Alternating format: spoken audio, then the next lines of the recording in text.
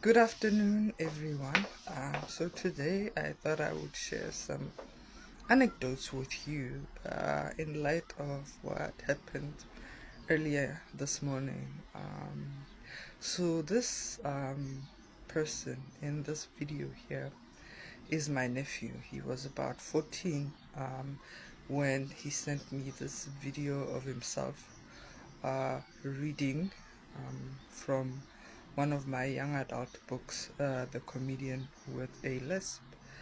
And okay, so maybe I will just be quiet for a few moments and just have you listen to him reading a little bit, and then I will, I suppose, carry on with what I'm saying. So, moment of silence. Being away from the pressure of producing jokes on demand makes me realize just how much of my time rented has laid claim to. I have a lot more free time to do as I please, and I am bored out of my mind. The last 20 days went by very quickly because I wanted them not to end. Right. So, this was just after he turned 14. So it was back in 2021 that he recorded this video of himself. And this is just, I suppose, for me to show you that my nephew has been reading my work from since he was able to start reading the books that I've got because let's say my young adult stories, especially the ones that he's reading, were published in 2021, so they were not available to read before then. And my children's book was published in December of 2020, so it wasn't available to him to read before then. But I was someone who was active in the literature industry, so I would take him with me when I went to book fairs, whether as a participant or as a patron. And during one of those book fairs where I was actually a participant, Stacy Frew was also a participant there, and her parents were in attendance selling Stacy's stories. So we actually, my mother got her grandson one of Stacy's books. I can't remember. I think it was Smelly Cats. So she bought him that.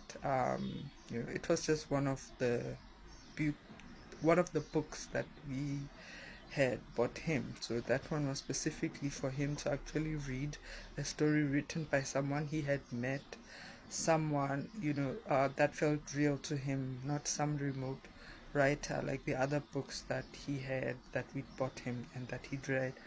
So yeah, as soon as he was old enough to start reading the books that I'd written, I started sending him those books, and he would read. And sometimes I'd ask him, to send me a video of himself reading, so I could listen to him, so I could help him, I could correct him, or even question him, just to assess his reading level, to understand his reading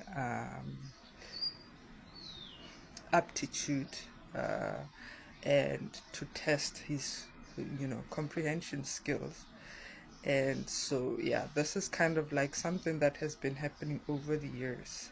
And now the next video that I'm going to show you is gonna be a like combination of two clips that happened. One was when he was in grade 11, which was, so this is 2025, 2024, which was in 2023. So in 2023 he was doing grade 11, and he addressed a congregation of parents during their prize giving day. I don't know whether it was in the morning or afternoon, but it was during the school day anyway. He was chosen to address the parents at the end of that prize giving ceremony.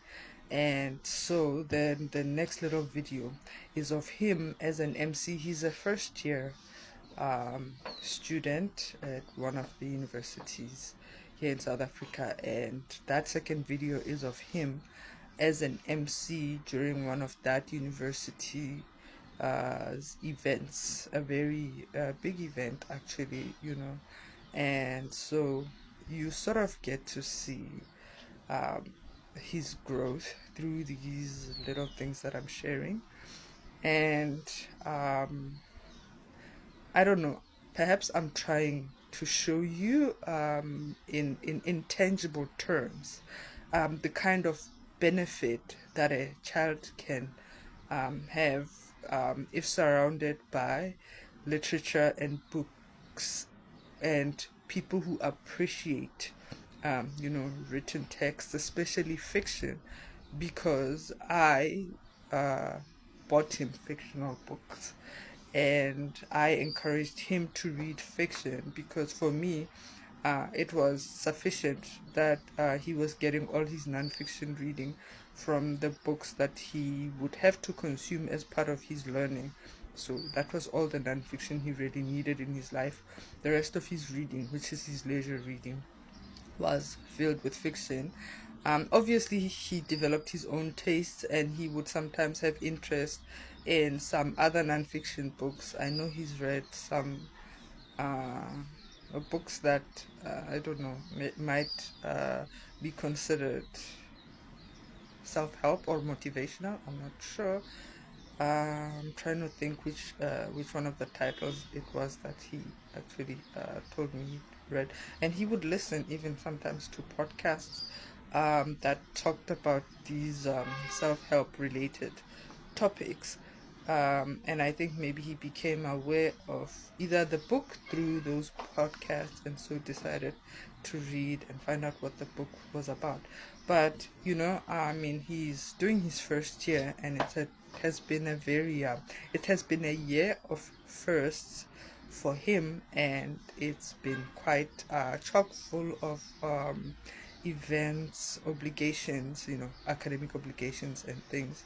So he was feeling quite overwhelmed and he decided to call his Rahadi to have a chat and to get some kind of perspective on his life and some motivation.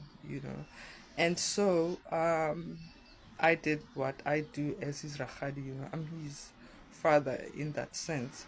So I rose to the challenge of my role and I spoke to him about the things that he was feeling, the sense of being overwhelmed that he was having. I put perspective to it for him. And in those discussions, then it came up because he did read Tsekiso, my new adult fiction.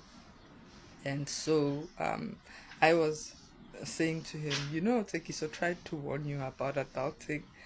And yeah, so now you're seeing, and he's like, yes, yes.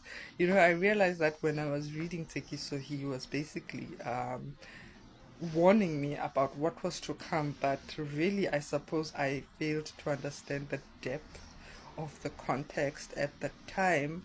And now that he's going through it, he understands, Tsekiso, the character, even more. And he was saying how, it has been a book that he has sometimes discussed with his own peers at school, and he realizes just how helpful Tekiso is. Tekiso is a fictional story, so it's not self-help. It's not motivational in any way. It's just a fictional story about a young man who is starting his life as an adult after he graduates from university and has to juggle, life as a new adult and keeping his parents happy, keeping himself happy, keeping his friends happy, keeping his employers happy, and also, I suppose, navigating the new expectations from, I suppose, romantic relationships that flow from his new level or his new role in life as no longer a teen who's unemployed, but someone who is an adult and employed and can, I suppose, take people on dates and feed them well. Anyway, I'm stopping here.